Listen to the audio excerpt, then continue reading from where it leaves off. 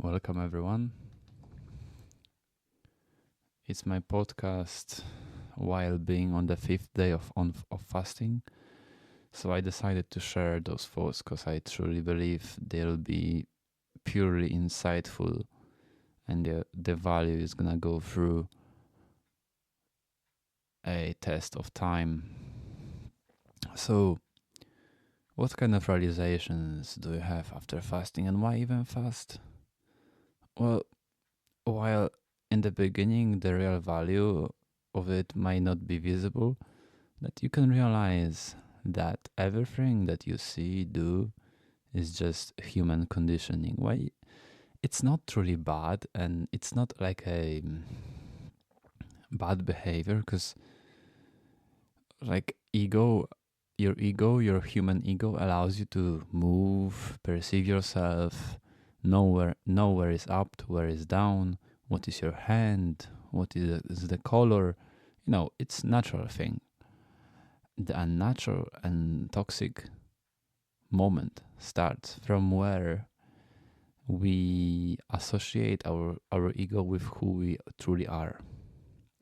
In this situation, this covers the real truth of the reality, which the fasting uncovers, because fasting basically lowers down the amount of dopamine which hits our brain, and in this way it dissolves the ego slightly, what allows us to reach deeper levels of consciousness.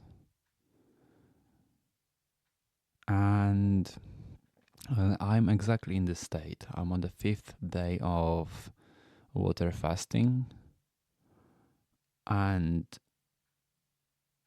I wanted to share it. So,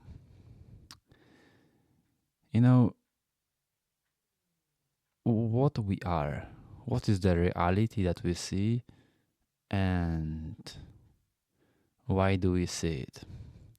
Well, after asking many questions to myself,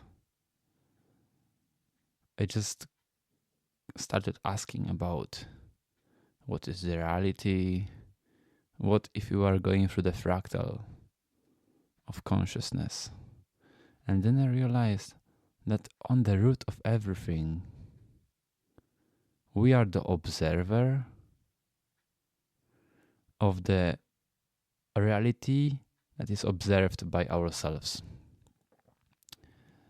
So that would mean that whatever we see,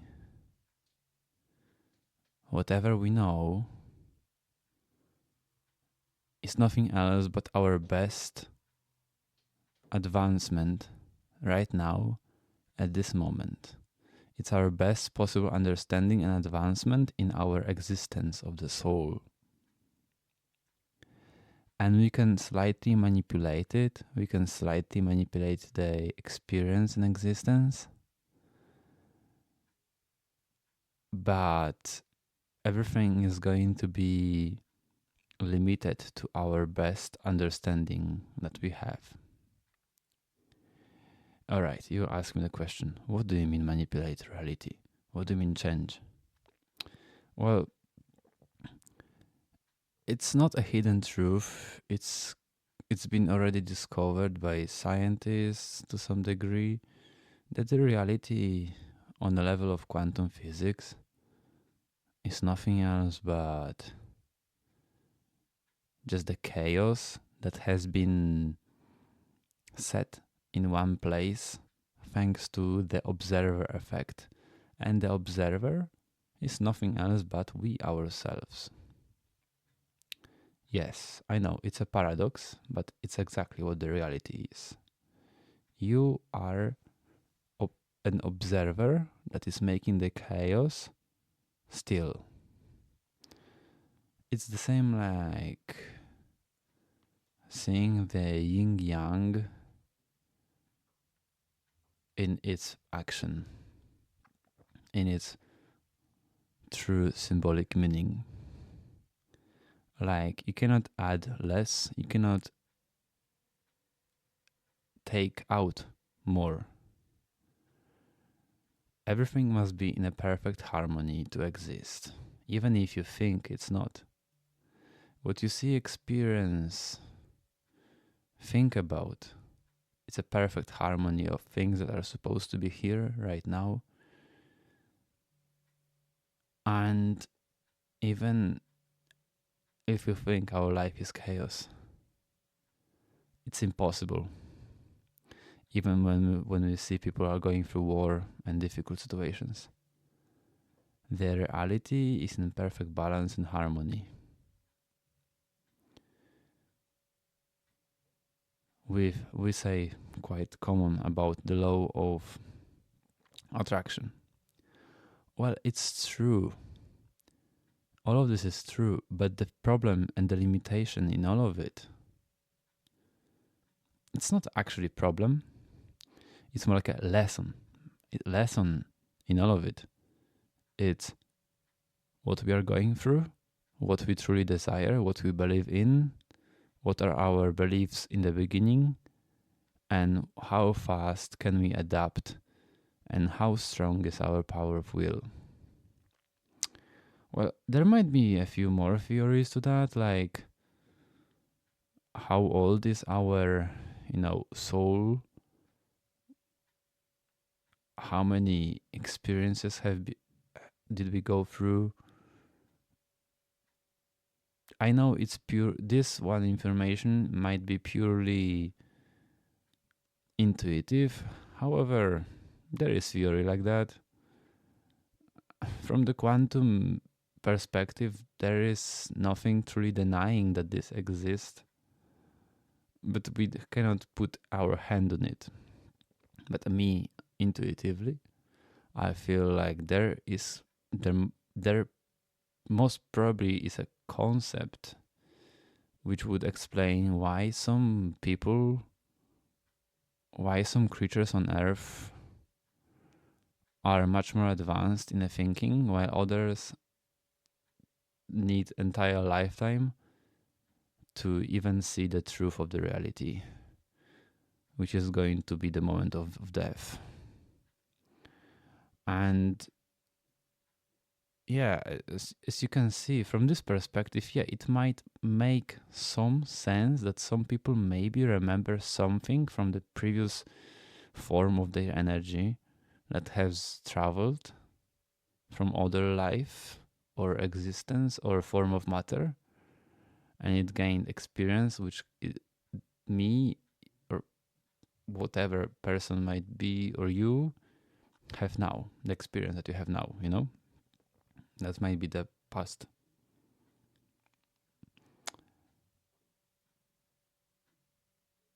And yeah, those are my realizations. There are many more realizations, but those are the main realizations that I had during this fasting.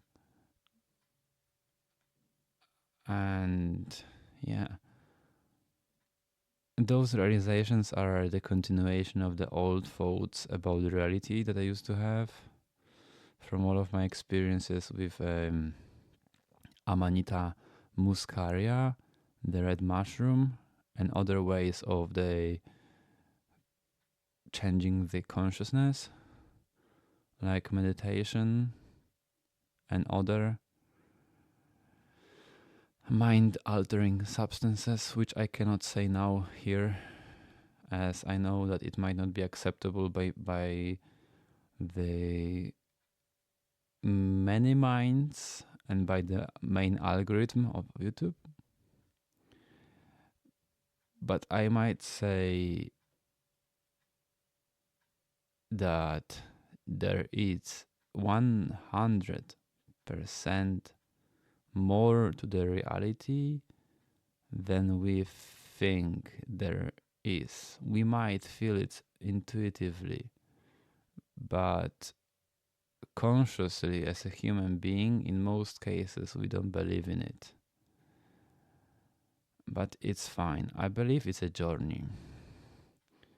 And my words, even if they don't make sense for you now, they will truly sink inside of your brain, inside of your subconscious mind, And over the next 10, 20 years, they will grow like a seed that has been thrown on the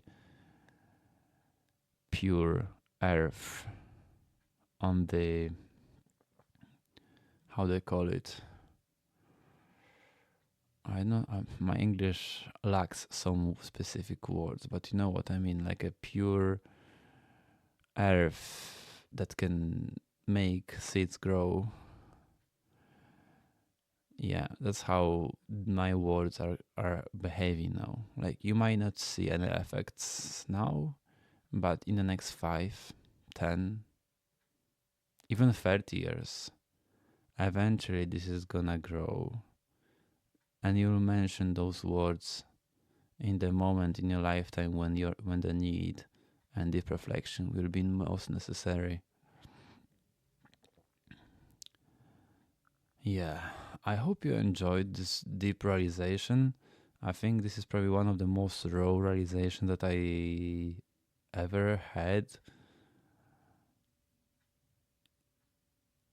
I'm trying to speak while having the eyelids closed in the low light environment, so my thoughts can be truly deep internalized and put onto the podcast. Um, yeah. All right. Hopefully this has been recorded. Let's see. I'm actually curious. What do you think about it?